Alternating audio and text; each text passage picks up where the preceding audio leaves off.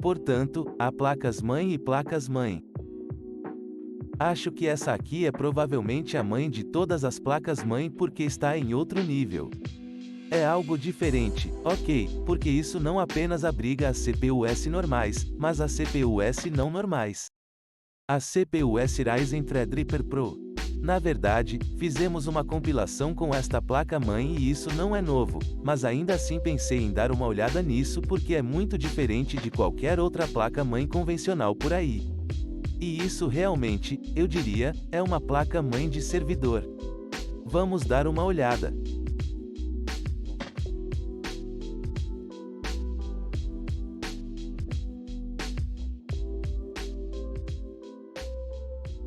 Então esse cara se chama Asus Pro WSWRX80 Sagice Wi-Fi.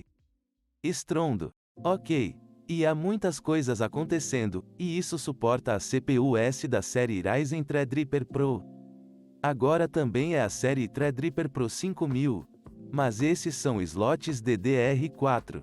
Portanto, provavelmente quando o Threadripper Pro 7000 ou algo parecido for lançado e tivermos DDR5, teremos uma nova placa-mãe. Mas é isso que abriga sua CPU-S Threadripper Pro de terceira e quinta geração lá. Vamos dar uma olhada por dentro, porque com que frequência você desembala as placas-mãe do servidor? Diz o homenageado do Innovation Awards 2021. Ok, então não ganhou. Ok, é a placa-mãe em primeiro lugar? Oh, minha palavra! Isso é pesado. Deixe-me deixar isso de lado. Depois, temos manuais de instruções, mais literatura, unidade de DVD para seus drivers e outras coisas. Então temos todos os tipos de cabos e acessórios e coisas assim. Em primeiro lugar, temos isso aqui, algo que você não vê em uma placa-mãe normal. Este é um cabeçalho VGA. E você está pensando, o que somos de 1990?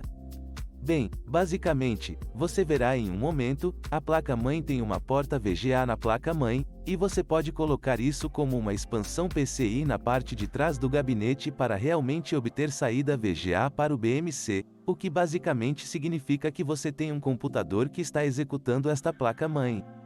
Ok, você tem BIOS. E então você tem outro servidor, basicamente, que está executando todo esse hardware lá. Portanto, se você for ao BIOS, não poderá realmente ver as curvas de seus ventiladores ou algo assim, porque tudo isso é controlado no lado do servidor. Você precisa de outro computador para acessar este computador através do servidor, através do endereço IP. Então isso é diferente, certo? Através do endereço IP, através da porta LAN na parte traseira. Se estiver conectado à sua internet ou ao seu roteador Wi-Fi, você também poderá acessá-lo sem fio em outro laptop ou algo parecido. Mas também há esta porta aqui, que dá a você acesso para ver diretamente algumas das coisas que estão acontecendo no servidor, desconectando-se disso. E basicamente você pode conectá-lo na parte de trás da placa-mãe. Não me considero um profissional das placas de servidor ou sistemas de servidor. Portanto, se você encontrar algum erro que estou cometendo, ajude-me e diga-me o que estou fazendo de errado na seção de comentários abaixo. E todos nós podemos aprender algo novo. Ok, alguns cabos SATA. Há 2 aqui e depois outros 4 aqui. E aqui temos esse cara. Esta é uma placa de expansão M2 que vem com esta placa-mãe. Parece uma pequena GPU. Mas se eu abrir isso, você já pode ver isso aqui embaixo. Há 1, 2, 3, 4 slots M2. Bum, bum, bum, bum. Então, basicamente, você pode encaixá-lo na placa-mãe e obter 4 slots extras em sua placa-mãe. Mas como este é um sistema Threadripper, você não perderá nenhuma pista PCI em algumas das outras coisas, porque você tem muitas pistas PCI. Você tem 128 pistas PCI para lidar. Portanto, é suficiente executar isso, que basicamente divide os slots x16 em 4 slots boom, boom, boom, boom. E então você obterá a largura de banda X4 completa para cada um desses SSDs PCA4M2 dentro desta placa. Ok, Vamos dar uma olhada na placa-mãe. Temos uma boa placa traseira da placa-mãe que protege isso, o que torna a placa-mãe um pouco mais pesada também. Aqui temos a placa-mãe então. Há muitas coisas acontecendo aqui, e eu vou fazer um pouco diferente. E vamos começar com o I/O da placa-mãe, porque isso pelo menos faz sentido aqui para nós. Ok, o que vemos aqui é um botão de flashback do BIOS. Estrondo. Temos um botão claro CMOS. Temos Wi-Fi 6, não Wi-Fi 6E. Este é o Wi-Fi 6, apenas Bluetooth 2 e Bluetooth 5.2. Depois temos algumas portas USB. Ok, há 1, 2, 3, 4, 5, 6, 7, 8 portas USB tipo A. E todos eles têm 10 gigabits de velocidade. Estrondo. Ok, esta é a porta do BIOS se você quiser atualizar o BIOS. Temos duas portas LAN de 10 gigabits. Mas uma observação muito importante aqui é que as portas LAN de 10 gigabits que estão nesta placa-mãe não suportam algumas das larguras de banda intermediárias. Portanto, se você estiver executando como um switch ou rede de 2,5 gigabits ou talvez 5 gigabits, verifique novamente se 5 gigabits funcionam lá. Mas eu sei que 2,5 gigabits não funciona nisso. Ele suporta apenas um tipo de velocidade LAN gigabit ou 10 gigabits. Só para você saber, porque eu absolutamente arranquei meu cabelo da última vez que construímos com este PC. Pensei, por que diabos isso não está funcionando? É porque não consegui o endereço IP porque ele não se conecta ao 2,5 GB, mesmo sendo uma porta de 10 gigabits. Mas nem todos os controladores de rede podem suportar todas as velocidades intermediárias entre 1 e 10 GB, se isso fizer sentido. Então temos duas portas USB-C, uma delas de 10 gigabits e outra de 20 gigabits por segundo. Então esse é o slot 3,2G em 2x2. Temos portas de áudio completas, saída ótica e entrada e saída de áudio. E S bastante poderosa. Eu diria. Então, antes de tudo, temos o socket aqui. Ok. E é aqui que você conectaria algo assim. Este é o Threadripper Pro 5995WX. E isso custa muito mais do que a minha vida. Ok. Esta é uma CPU de $7.000. Tem 64 núcleos, 128 threads. E 128 pistas PCIe Gen 4. Ok. Ridículo. Aquele cara vai lá. Eu não vou abrir isso porque não é tão fácil. Vou ter que desparafusar. E faremos isso quando fizermos uma compilação com este. Mas o interessante é que ele suporta memória de 8 canais, não de canal duplo. Assim como nossas placas de consumidor têm 4 slots, mas canal duplo, o que significa que temos 2 slots por canal, o que significa muito, você sabe, estranho no controlador de memória integrado. Mas este tem 8 canais.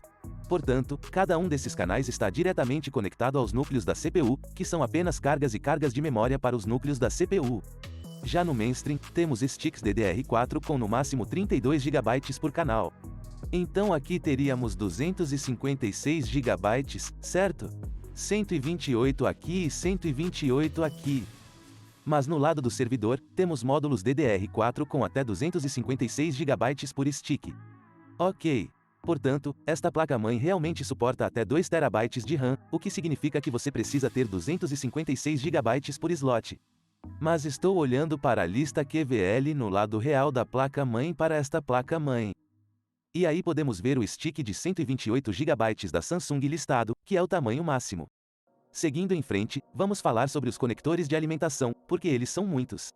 Ok. Em primeiro lugar, temos os 24 pinos aqui para a placa-mãe. Então, temos dois conectores de energia EPS ou CPU, de 8 pinos e 8 pinos. Em seguida, temos outro conector PCA de 8 pinos para suportar a alimentação dos slots PCA integrados. Também temos dois conectores de alimentação PCA de 6 pinos aqui, mas eles foram dobrados para baixo apenas porque se você colocar uma GPU no slot inferior aqui, por exemplo, eu tenho um 3090 aqui. Se você colocá-lo no slot inferior, cobriria tudo ali e você não conseguiria conectar nada ali. É por isso que muitos dos conectores inferiores estão dobrados para baixo. Assim, você pode realmente conectar algo, mesmo se tiver uma GPU ou algo parecido conectado no slot inferior. Mas esses poderes do PCA apenas colocam energia nesses slots também, porque até 75 watts podem vir dos slots X16. É por isso que precisamos de muito mais energia para isso do que apenas a parte normal da placa-mãe, especialmente se você estiver executando 3, 4 GPUs, algo assim. Depois, há conectores de ventilador, há uma CPU e CPU opcional. Esses dois compartilham as curvas do ventilador do BIOS. Então temos outro aqui, 3, 4, 5, 6, 7. Isso é dobrado para baixo e 8, outro conector de ventoinha lá embaixo. E todos eles têm a mesma potência, 24 watts. Movendo-se em portas USB. Temos um painel frontal tipo C, que é de 10 gigabits, painel frontal tipo A, 5 gigabits. Então, temos dois cabeçalhos USB 2.0 na parte inferior. E esses são os cabeçalhos USB para o painel frontal. Então, há todo tipo de coisa de servidor acontecendo aqui. Ok. Temos alguns interruptores PSU para mim. Eu nunca vi isso, mas isso só faz sentido no mundo dos servidores. Ok. Para um cara normal de PC, isso não faz sentido. Ok. Há um interruptor PSU. Assim, você pode monitorar seu PSU e gostar do que está acontecendo lá. Você precisa de um tipo especial de conector lá. Temos um switch BMC, que basicamente é o switch do controle de gerenciamento da placa. Temos um switch VGA, que podemos ligar ou desligar este VGA. Então, basicamente, há um pequeno controlador de vídeo em algum lugar da placa. Provavelmente está em algum lugar lá embaixo. Não tenho certeza de onde está exatamente. Isso permite que você apenas veja o que está acontecendo no lado do servidor. É basicamente como uma conexão direta ao BIOS, não ao BIOS realmente, mas ao lado do servidor das coisas. O que está acontecendo nesta placa-mãe? Esta placa-mãe é primeiramente como um servidor e, em seguida, todas as outras partes estão lá. E o servidor está executando a placa-mãe. Se isso faz sentido. Então você tem o switch IPMI. Este é um botão de localização aqui e também há LEDs de localização, que estão aqui. Então, basicamente, se esta placa estiver montada em um rack de servidor em algum lugar, e digamos que você tenha 100 irmãs Threadripper, profissionais Threadripper em uma fazenda renderizando algo ou todos trabalhando juntos, se isso é para eu não sei, como executando algum serviço para sites, algo assim. E então você está em seu sistema de gerenciamento e vê todos esses servidores e sabe, tipo, vejo algum tipo de problema com este. Digamos que um slot escuro não esteja funcionando corretamente ou uma GPU não esteja funcionando corretamente ou um cabo de alimentação esteja solto. E então você vai selecionar no seu software de gerenciamento e eles dizem, ok, localização, pressione o botão, que é aquele botão de localização ali. Você pode acionar esses LEDs no rack do seu servidor e então pode ver qual dessas placas é essa ou onde está o problema. Porque se você tem muitos desses acontecendo, obviamente precisa saber onde está o problema. Portanto, este é um botão de LED de localização e LED, o que é interessante. Você tem uma depuração aqui. Você tem um slot para cartão SD aqui. E isso é para salvar alguns dos dados de log do lado do servidor no slot do cartão SD. É um slot para cartão micro SD. Em seguida, temos um cabeçalho com I, em seguida, um cabeçalho de áudio do painel frontal. Este é o chipset comendo aqui. Há um ventilador embaixo também. Não tenho certeza se você pode ver isso. Há também LEDs Q para ver como a prioridade de inicialização e o que está acontecendo. Você sabe onde estamos no processo de inicialização, como CPU, RAM, VGA e, em seguida, inicialização. Também temos um LED de depuração. Mas agora vamos abrir esses slots M2 para ver o que está acontecendo aqui embaixo. Ok. Há um slot M2 completo lá. E há outros dois slots M2 aqui. E todos esses são slots PCIe Gen 4x4. Assim, você pode obter velocidade total de gordura sem perder nada. A única coisa que divide a largura de banda com esses M2S aqui é que o segundo e o terceiro slot aqui, eles compartilham a largura de banda com os slots U2, que são esses dois. E para ser sincero, não sei exatamente o que diabos são esses e como você os conecta. Se você quiser saber, descubra nos comentários, talvez alguém possa explicar isso, mas provavelmente você pode conectar o U2 a outro servidor ou a outra unidade de armazenamento ou a outro conector U2 basicamente. Mas o que quer que esteja conectado aqui, você perderá a largura de banda de um dos M2S aqui. Portanto, isso será desativado. Portanto, eles são conectados a esses M2S e fornecem a largura de banda. Priorize esses conectores U2. Então, basicamente, se você tem algo conectado em ambos, há apenas os U2S funcionando. Se você tem algo apenas nos slots M2, então seus slots M2 funcionam lá também. E também há 8 portas SATA aqui. Os 4 primeiros suportam configuração RAID, mas os últimos não.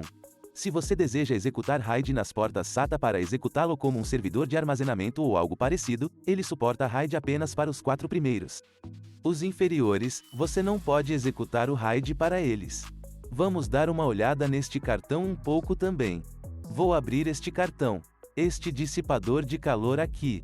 Nós vamos ter que fazer alguns parafusos e, em seguida, bum, este cartão sai.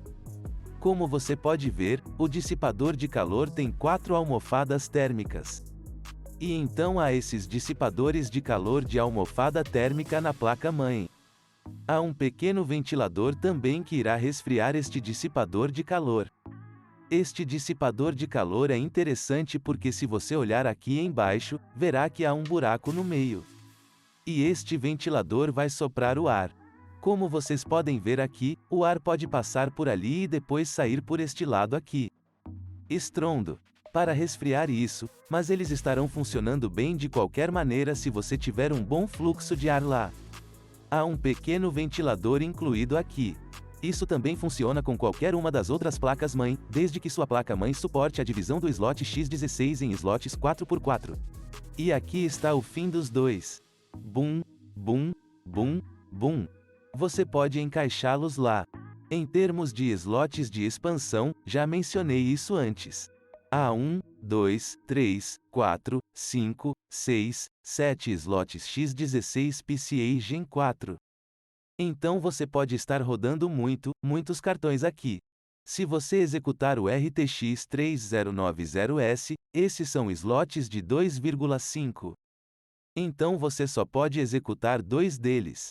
Mas se você tiver cabos de expansão PCIe para expandir o slot em outro lugar, poderá executar mais. Mas há muito potencial aqui. Se você executar alguns dos Quad-Raw ou os novos cartões da série A, que obviamente são um pouco mais finos, talvez consiga encaixar 3 neles. Mas o que eu adoraria fazer é colocar 3 RTX 4090 aqui para ver se podemos fazer isso. Deixe-me saber se você quer ver isso. Comente na seção abaixo. E se você quiser pegar essa mãe das mães, dê uma olhada lá também.